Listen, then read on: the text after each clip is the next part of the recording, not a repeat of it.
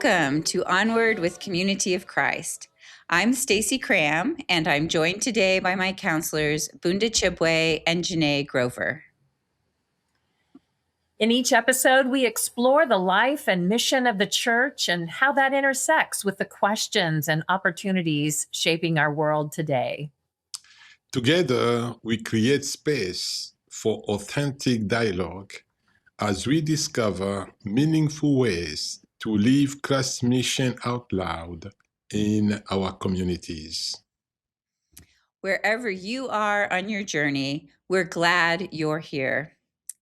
So before we jump into today's topic, Bunda and Janné, can you name one way you've recently witnessed the Spirit? So Bunda, let's start with you. Where have you seen the Spirit at work? Yeah, I think as you both know, I recently returned from my first visit to Brazil and Honduras. When we landed in Curitiba after flying from Sao Paulo, we continued our trip to Joinville by bus. When we arrived at the bus station, our brothers and sisters welcomed us with warm singing, joyful smiles, handshakes, and hugs. I immediately felt connected to them. I was reminded of an expression we often use in Africa. Strangers are simply friends we have not yet met. Very quickly, I felt free to ask questions. They felt equally free to take charge of our luggage and care for us with wonderful, wonderful, wonderful hospitality. At that moment, the Spirit performed what I could describe as the first miracle of our visit. 6 nationalities together with different languages, being able to connect and to communicate was my first miracles. You may ask, what are those 6 nationalities we are talking about, Bunda? One sister from Dominican Republic, a brother from Honduras, a brother from the Netherlands, a brother from Zambia, Brazilian brothers and sisters, and American brothers and sisters. We did not all share the same language, the same culture or national experience, yet love became our common language. The Spirit helps us move beyond the barriers of communication and discover genuine community.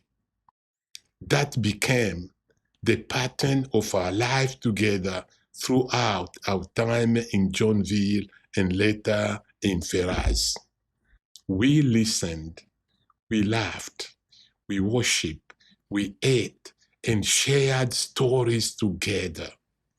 In those relationships, I witnessed the Spirit creating community across our different cultures. Bunda, your experience sounded like a Pentecost experience with all of the different nationalities and languages and being able to understand one another in your shared experience. And similar to my experience recently, over the weekend of Pentecost, I was in Germany at the Pentecost retreat and saw the Spirit sparking the imagination of participants as they engaged in the practice of prophetic imagination. And this is something that has captured the leaders and participants to think about discerning in new ways. And so the Spirit was really opening up new possibilities. And I also saw the Spirit working through young people, young adults, asking difficult but critical questions as they are exploring what a relevant faith experience looks like in their context. their questions weren't out of the questions came from a heart of love and for a deep sense of commitment to the values and the principles of the community. And that was, for me, evidence of the Spirit moving in their midst, in our midst, as we wrestled with those questions together. Thank you, both Bunda and Janné, for sharing about some of the experiences of the Spirit and how you've witnessed and seen that at work. And of course, being with people and exploring important questions like you talked about, Janné, I'm just always so grateful for the presence of the Spirit that guides and blesses those conversations. And I guess the other thing that I want to name is that the presidency, the three of us, along with Susan Naylor as the World Church Secretary, and sometimes with the blessings of Moreva as our presiding evangelist and our spiritual companion, we have spent multiple weeks throughout these last couple of months working on discernment and ongoing exploration as to where is the Spirit leading the church, how do we help people discern that in their local context, but also what does it mean for the global church. And so I've been grateful for the presence of the Spirit that has been walking with us. And it's a great reminder that even while we struggle with big questions and discerning the best way forward, that the Spirit is going with us and before us and bringing blessings along the way. So, speaking of big questions and topics, today we are going to discuss a topic that is both urgent and deeply spiritual, and that is the climate emergency.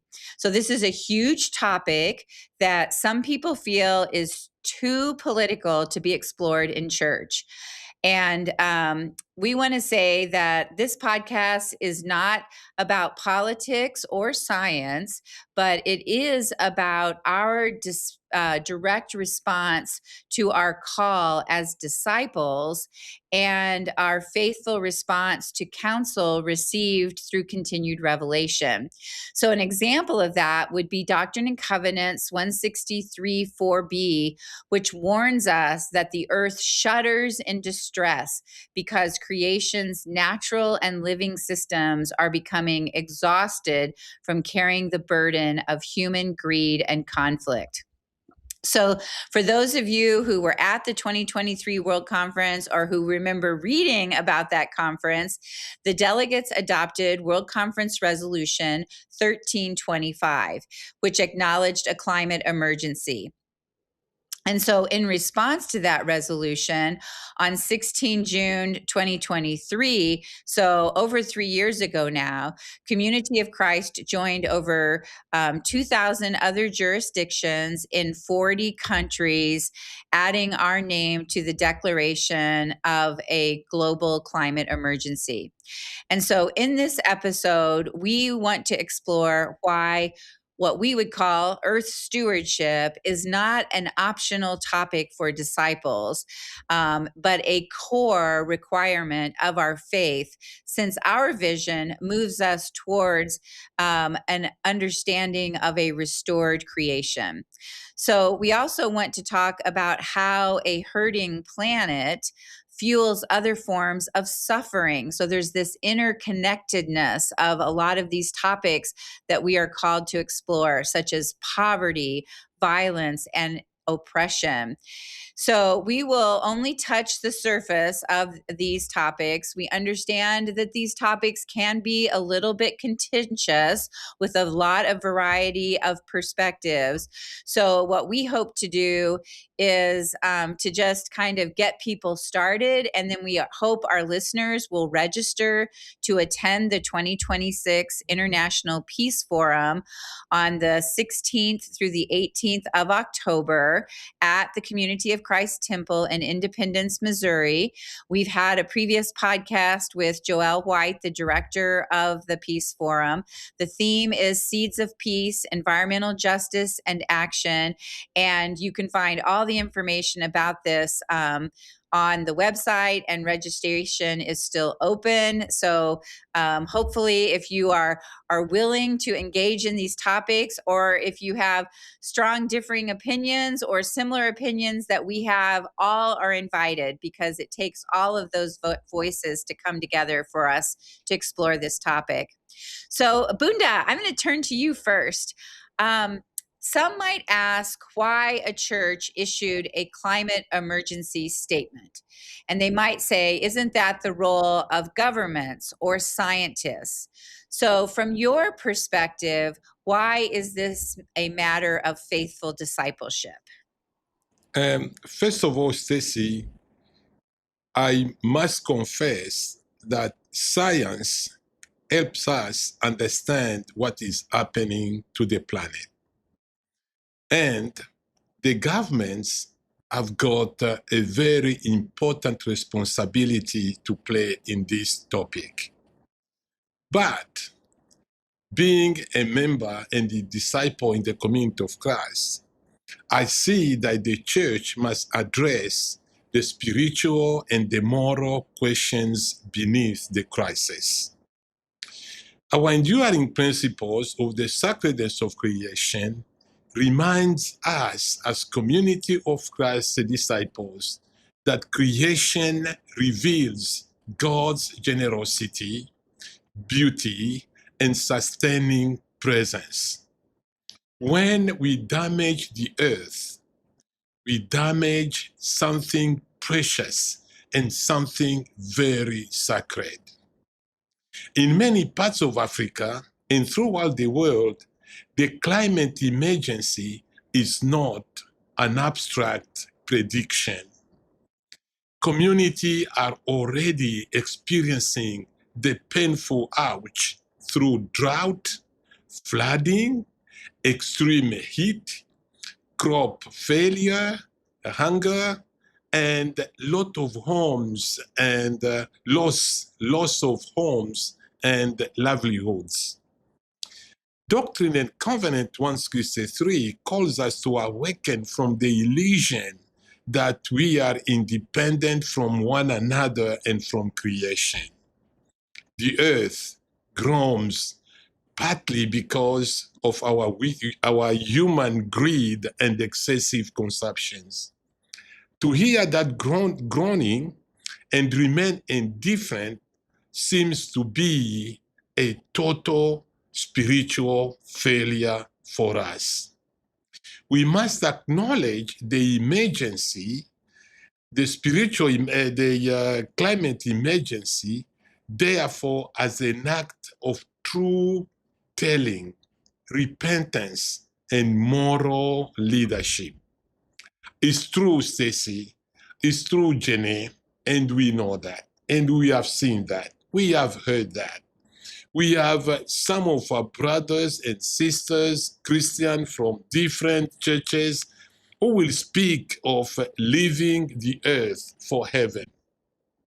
But faithful scriptures interpretation does not permit us to neglect this world. We cannot proclaim God's dream of restoration while allowing the earth to be broken and depleted. We cannot build a heaven on earth if the earth itself is dying, my friends.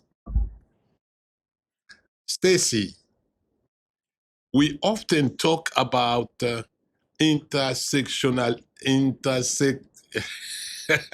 I like this word, intersectionality. That means how different justice issues overlap. How does the climate crisis connect to the other major challenges we fight against, like poverty, violence, and oppression? Can you say something about that? Yeah, thanks, Bunda. It's probably a good thing that the word intersectionality is such a mouthful and is so difficult to say, even for those of us speaking in our first language, let alone you speaking in your fifth language, because intersectionality is really, it's complex. It's acknowledging that all of these different topics related to injustices that are occurring in the world do not all stand alone. That they are interconnected, and that they intersect, and that because they are connected and they intersect, that there is a multiplier effect.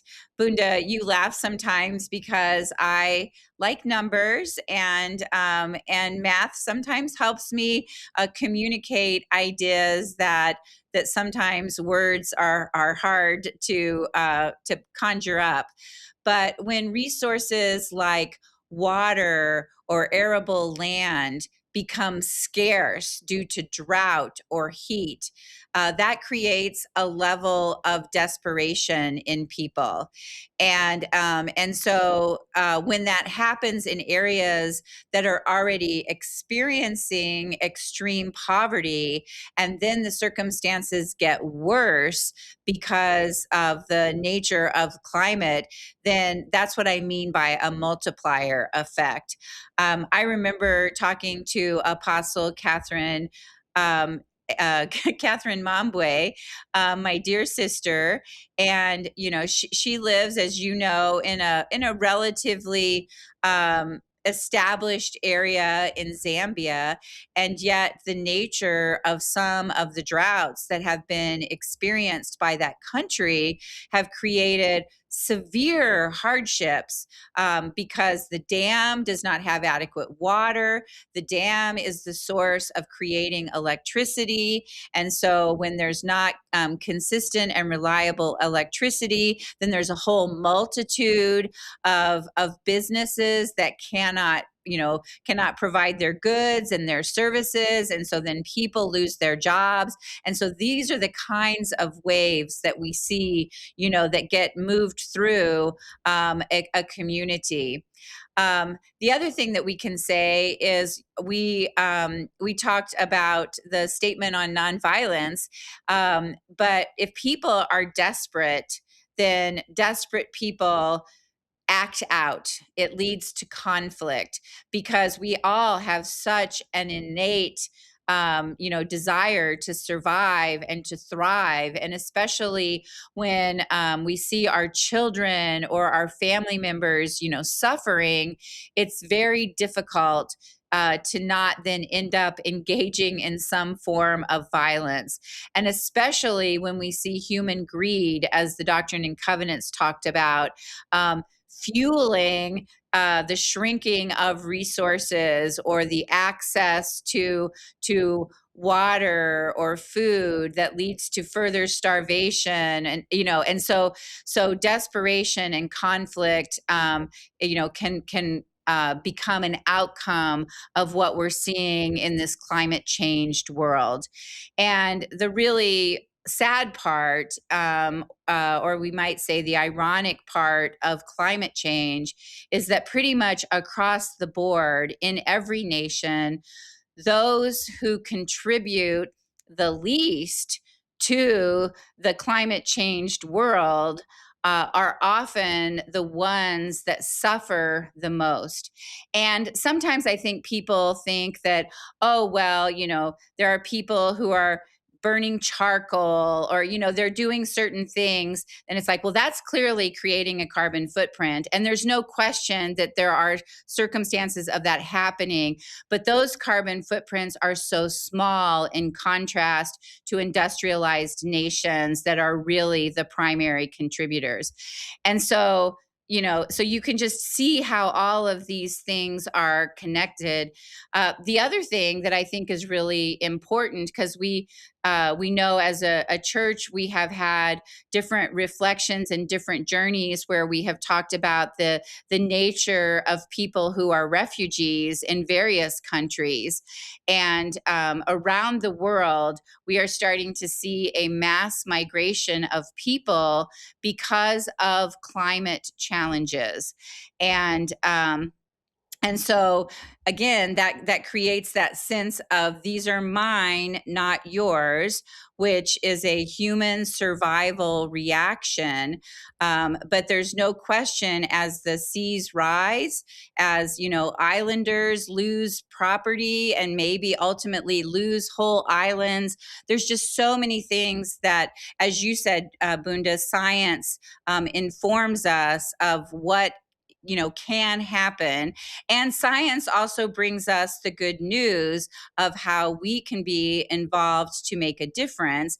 And so the church isn't going to figure out all of those questions, but what our job is to help people see the intersectionality that you asked about, and to see not only the intersectionality of the injustices, but the intersectionality of this topic with a holistic approach to discipleship and living Christ's mission. And they're all interconnected.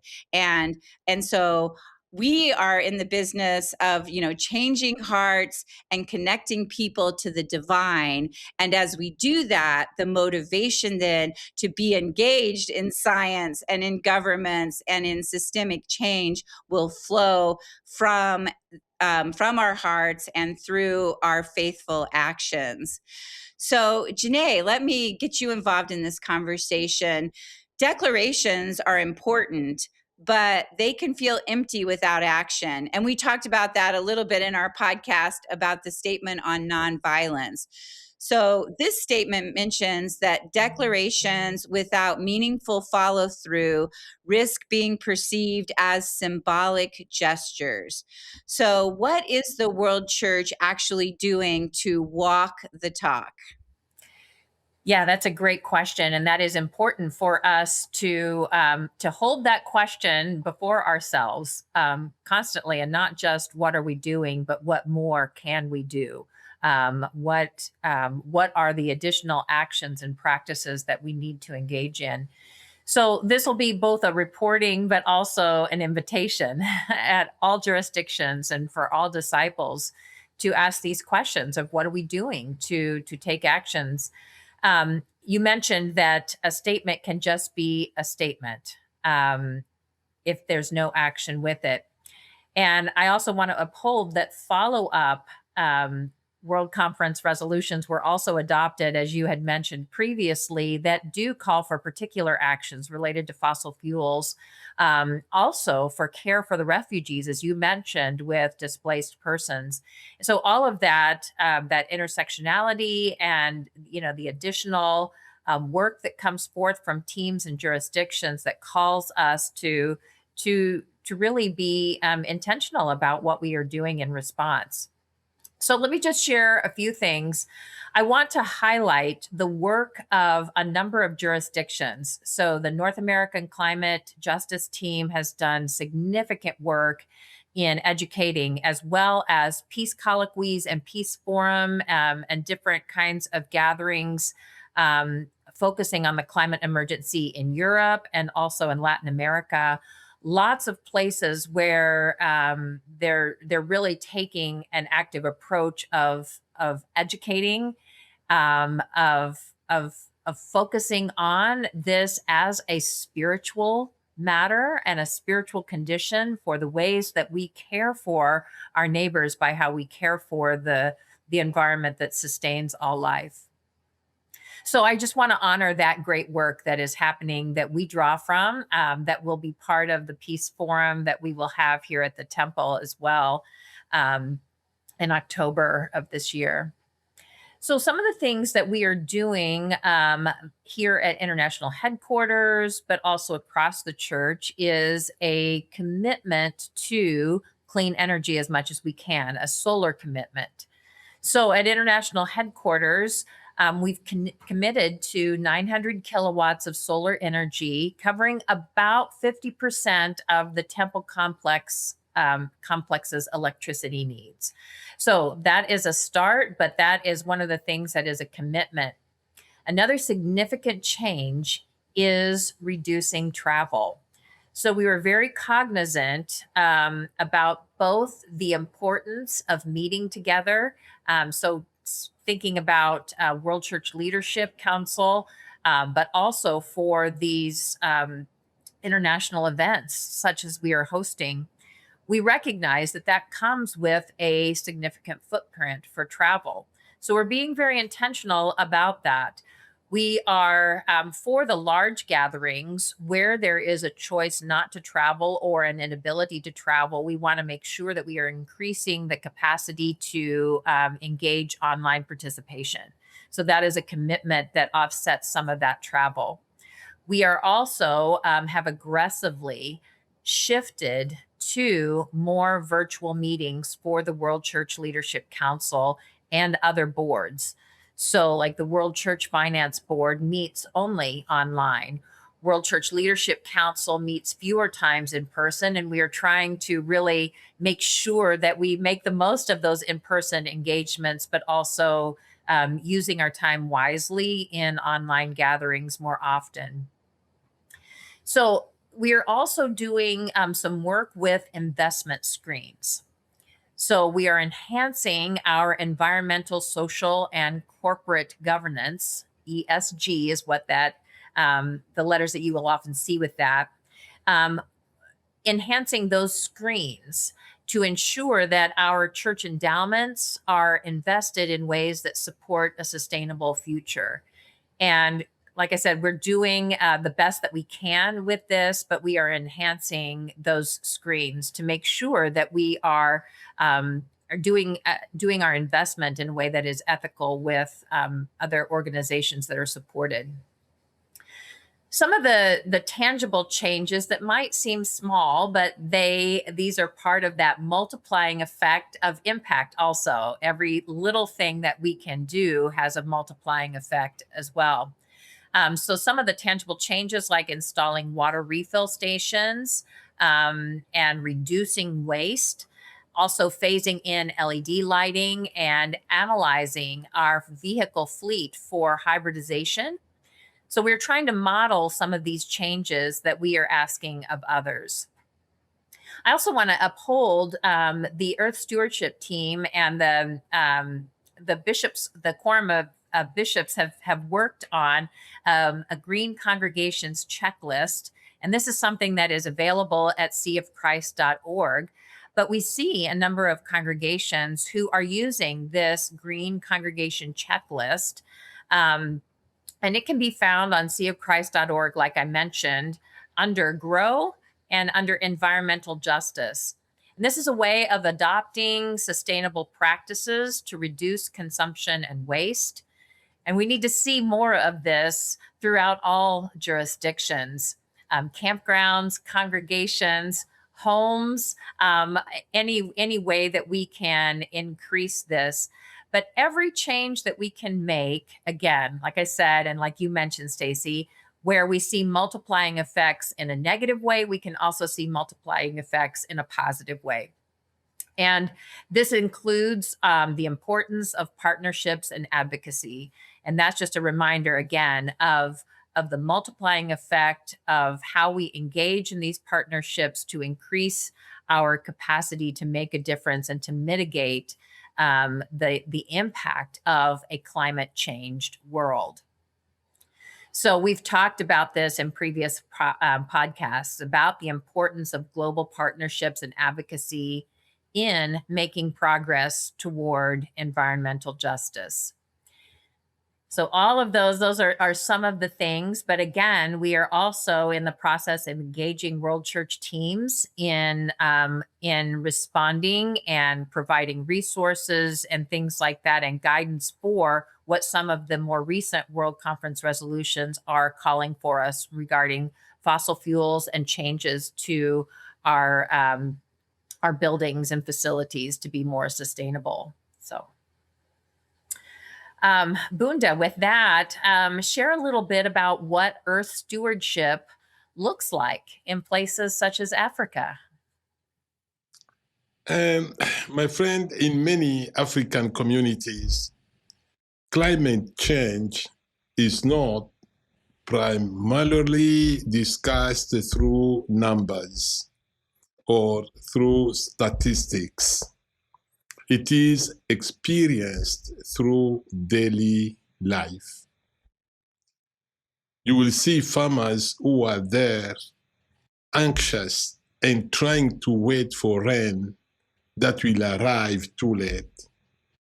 The rains that will fall too heavily, or the rain that do not come at all. The families see crops fail, cattle die, wells dry up, and food prices continue to increase in a way that people cannot even afford to buy their essential commodities. Women and children may walk further to find water. In some regions, sudden floods destroy homes and roads that communities have spent years and years to build. Earth stewardship in that particular context becomes a matter of survival. It's a matter of justice and community resilience. It can include protecting streams and wells, planting trees, preserving forests, improving soil, using drought-resisting crops, or harvesting rainwater and teaching sustainable farming practices. It also draws upon tradition knowledge that understand land not only as property, but as a sacred inheritance held in trust for future generations. I like always to refer to the concept, this African concept of Ubuntu, which I see being even very important here. I am because we are. Our well-being is connected to the well-being of our neighbors, the land, the water, the animals, and the generation not yet born. Janné, let me now come to you and ask you this question. What else has the World Conference said about Earth stewardship, and are there resources available to help guide individuals and congregations in this matter? Yeah, thank you, Bunda. There have been a number of efforts in creating resources, as well as ongoing counsel through World Conference resolutions, through inspired counsel of scripture that has been guidance for us in this regard. So when we think about a history of counsel, there have been a number of World Conference resolutions over the years that have connected the pursuit of peace with the protection of the environment. And in fact, we can't really separate the pursuit of peace from environmental, the pursuit of environmental justice. So some of the past resolutions, such as World Conference Resolution 2024, established the Earth Stewardship Team, and it was adopted in April of 1992. So that has been established for quite some time. And this team has continually urged the church to integrate Earth stewardship into our daily discipleship. The Earth Stewardship Team has created a number of resources that, as I mentioned previously, are found on the World Church website, seaofchrist.org. And if you go to the Earth Stewardship Team tab, the drop-down menu, you will be able to find some of those resources. So curriculum as well as checklists and guides for sustainable practices and energy audits, things like that. So again, this is part of the toolkits that are offered through the website and the Earth Stewardship team. There's also individual small group study guides, some theological reflections on creation, which is a really important part, as Stacey mentioned at the very beginning, that this is not just a political issue or something for governments or scientists, but this is a spiritual and a theological issue. The scriptures are very clear about what it means to care for our neighbor, and that means caring for the conditions that surround and nurture life. Also, in addition, and I mentioned some of the different groups that have also done some incredible work. There's all sorts of ways that we can, and some practical steps for congregations and for individuals to reduce their carbon footprint. So different ways of surveying kind of what our carbon footprint is and how we can take steps to reduce that. That involves our own personal choices of travel and how we adopt sustainable practices and uses of energy and things like that. So again, the 2026 Community of Christ Peace Forum is that Stacey had mentioned in this October is one of those great immediate resources. So the schedule will be full of opportunities for learning and engaging, and also for taking away practical tools and action steps and advocacy and partnership opportunities. Those are all woven into that experience. So it will provide participants with hands-on workshops, expert panels, and networking opportunities focused entirely on environmental justice and action. And then there's also what is happening on the ground in local contexts and with various facilities. We point congregations toward resources for transforming their physical spaces, such as I've mentioned previously, guides for conducting energy audits on church buildings, or transitioning resource-heavy church lawns into sustainable landscaping and native perennial beds. Excuse me, I'm having a hard time getting it out, but I'm really excited about it. Sustainable landscaping that incorporates native perennial beds that support local ecosystems. And this has been modeled right here at the temple on the rooftop garden. And if you have not seen it, please make sure that the next time you are here, hopefully for the Peace Forum, if not before, that you check it out and see this beautiful rooftop garden that is focused on sustainable practices and perennial plantings. So these are just some of the examples of ways that we are trying to walk the talk of not just proclaiming a climate emergency, but taking steps to mitigate and doing everything we can to increase those multiplying effects of partnerships and every action that builds and builds on one another and joins together in a great web that helps to restore creation.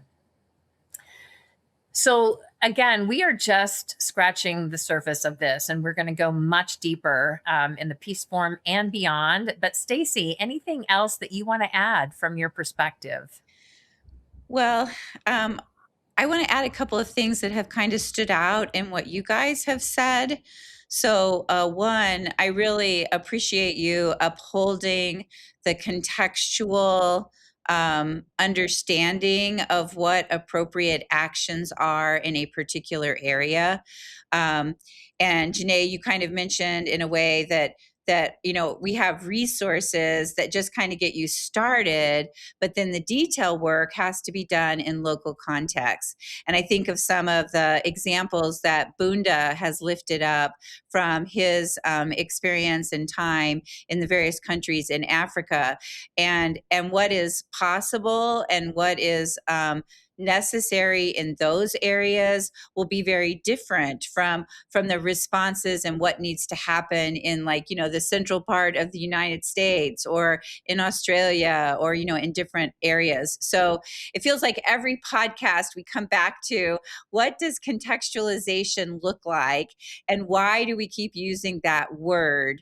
And it's because to get to the level of detailed, faithful response that God is calling us to, it does require the prophetic imagination and the prophetic insights of a people in a particular context.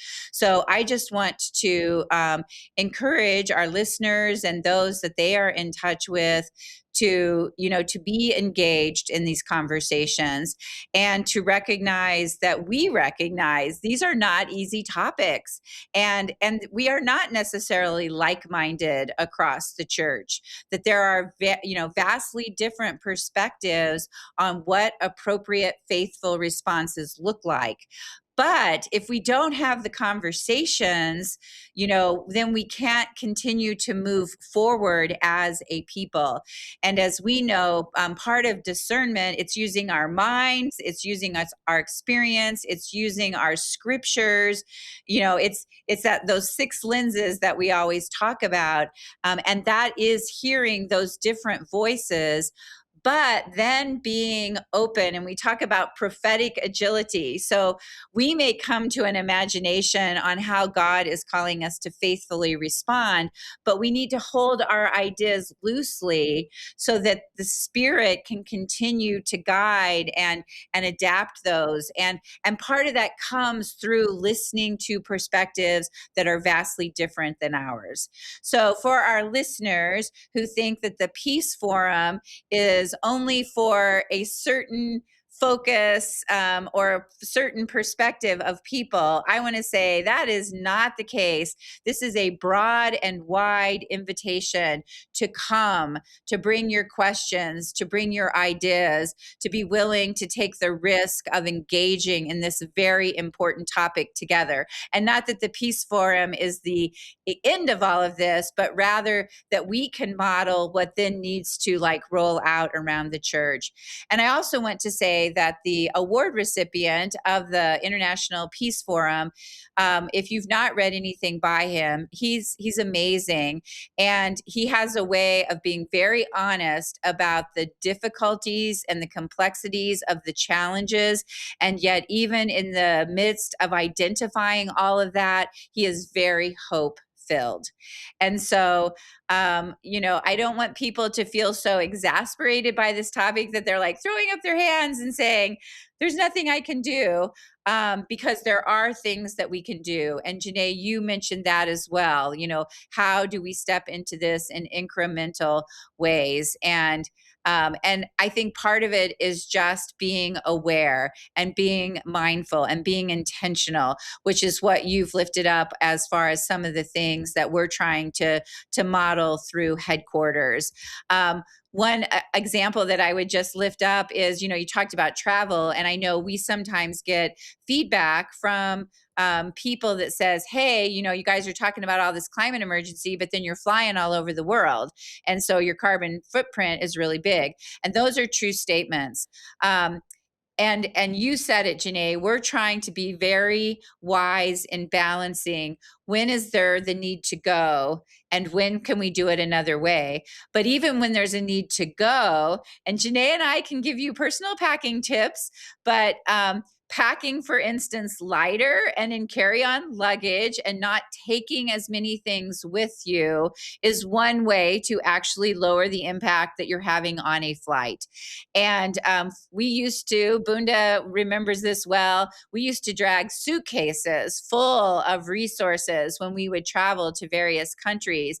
And now we are trying to minimize doing that so that we can print in local countries so that we are not having the same impact on having to move things from the United States, to the other side of the globe. So I just want to uphold that it's a messy, complicated, and there's all these nuances. And what we're inviting the church to do is to be engaged in the conversation, to be engaged in the journey together, and then to experiment our way into being a people who embodies the sacredness of creation and who have that vision of restoring creation to the way God created it to be. So thanks, Janné. Yeah. Thank you, Stacey. So, I just have to underscore, like, one last time, in a shameless advertisement for the Peace Forum, if you have not registered for the Peace Forum, we really hope that you will give consideration to either coming or participating online. So, people have upheld, like, the importance of how wonderful it was to be together in World Conference a year ago. So this is an opportunity for our worldwide church to gather and to partner with some of the other agencies that are in, that are also have similar desires and goals related to climate change. So if you haven't already registered, please do so. If you have thoughts about this topics or pushback on this topic, then, please don't hesitate to reach out and write to the First Presidency. We are reading all of the comments that you all are sending in. We are reflecting on what is the best way to respond to those. And so we really do truly appreciate all of that. So, Janné, any final thoughts from you? Yeah, so I want to go back to kind of where we started with this about how this is a spiritual issue and a theological issue, and I am often drawn to the scripture text in Doctrine and Covenants 163 that says, "Open your ears to hear the pleadings of mothers and fathers who desperately seek a future of hope for their children." And so when I think about this beyond just kind of practical steps, it also brings those practical steps into an important spiritual and theological context, recognizing that a future of hope for all children depends on the choices we make and the actions that we take today. Bunda, what are your closing thoughts? I think for me, as I reflect on the communities I have encountered around the world, I am reminded that the earth's groaning is heard differently in different places. And we talked about that, how contextualization is very important. For some, it is heard in the silence of an empty well.